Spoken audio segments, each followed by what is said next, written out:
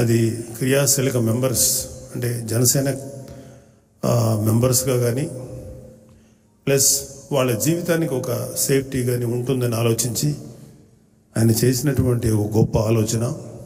చాలా పార్టీల్లో చనిపోయిన కార్యకర్తలకి ఆయా సందర్భాల్లో వాళ్ళకు ఉన్నటువంటి రిసోర్సెస్ని బట్టి ఇచ్చిన సందర్భాలు ఉన్నాయి.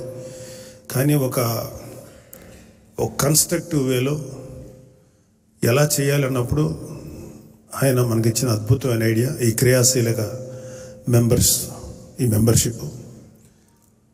2021లో 1,00,000 మంది, 2022లో 3,50,000, 2023లో 6,47,000 మంది క్రియాశీలక సభ్యులుగా నమోదు చేసుకున్నారు.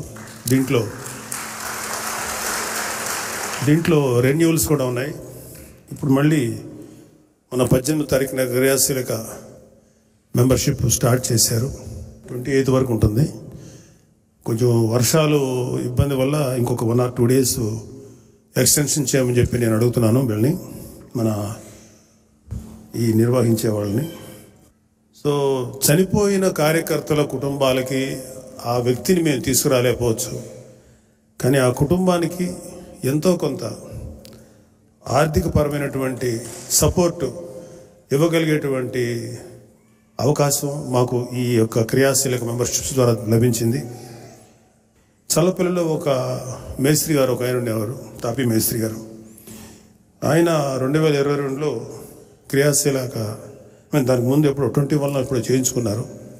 ఆ ఇంట్లో కూడా తెలియదు అతను క్రియాశీల మెంబర్ అనేది. జనసేన సింపథైజర్గానే అతను తెలుసు, ఇంట్లో వాళ్ళకి కూడా తెలియదు ఇతను క్రియాశీలక మెంబర్షిప్ తీసుకున్నారని.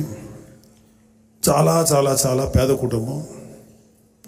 సరే, దురదృష్టం కొద్దీ ఆయన చనిపోయారు.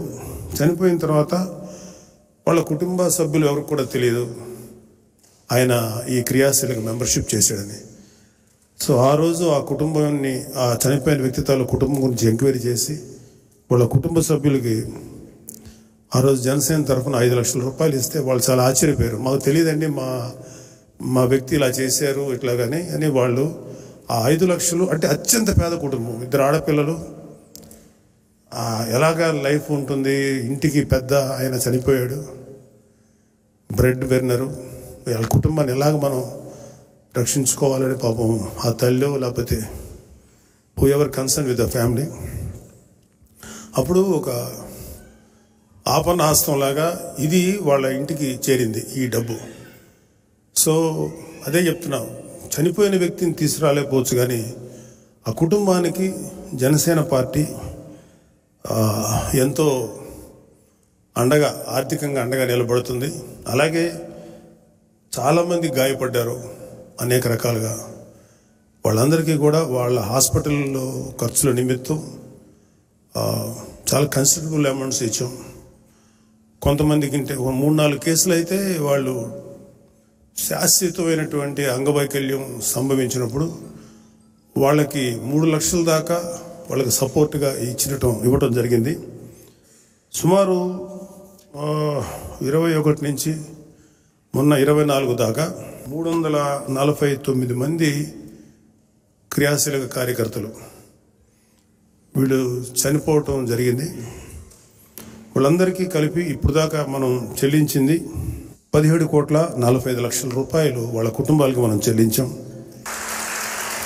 గాయపడిన సభ్యులు 443 మంది, వాళ్ళకి చెల్లించిన డబ్బు 6,74,00,000. సో ఇది అంటే ఒక కుటుంబాలు, అంటే మేము మధ్యతరగతి కుటుంబాల నుంచి వచ్చాం కాబట్టి మేము మీకు షేర్ చేసుకోవాలి. మా నాన్నగారు చాలా సాధారణమైనటువంటి ఎక్సైజ్ డిపార్ట్మెంట్ ఉద్యోగి.